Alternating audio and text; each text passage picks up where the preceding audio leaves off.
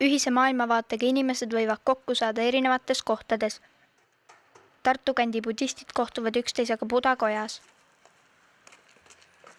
See oli ennem aparaaditehas, aga siis jäeti maha päris kauaks ajaks, kuni meie siia tulime.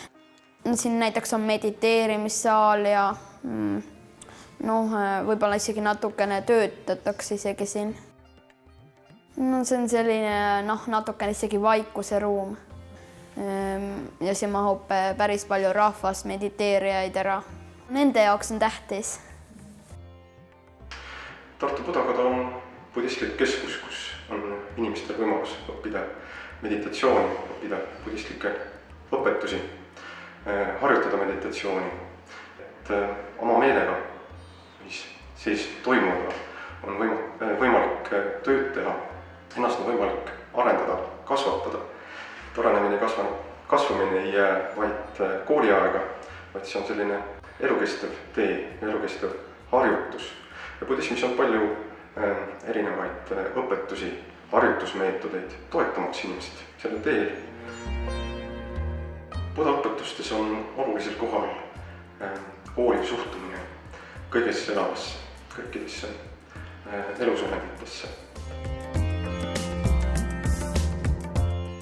See võib tähendada ühe budisti jaoks ka seda, et ta on, mida teeb valiku olla taimetoitlane. Nähes, et seeläbi tekitab ta vähem kannatusi elusolenditele. See hoolivus kõikide olendite suhtes on sarnaselt suunatud meile endile, sarnaselt suunatud kõikidele lähedastele.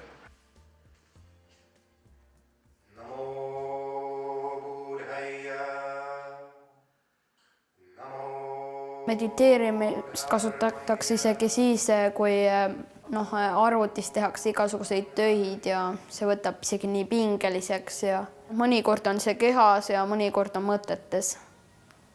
Aga minu arust on isegi kuidagi mõtetes ikkagi. Siis mediteeritaksegi, et sellest nagu puhata. Et siis, et kui me kodus mediteerisime isaga, siis alguses on olnud natukene pingelis, kuskil on olnud halvem, aga pärast meditatsiooni on see paremaks läinud. Budismis räägitakse sellest kui meeleharjutusest. Ehk siis koolis me tegeleme näiteks kehalise kasvatusega, me teeme tööd oma kehaga, kanname hoolt keha eest. Meditatsioon on ennekõike vahetu töö oma meelega, see on siis meelest hoolt kandmine. Mulle meeldib näiteks mõne laulu laulmine ja selline istumine niimoodi.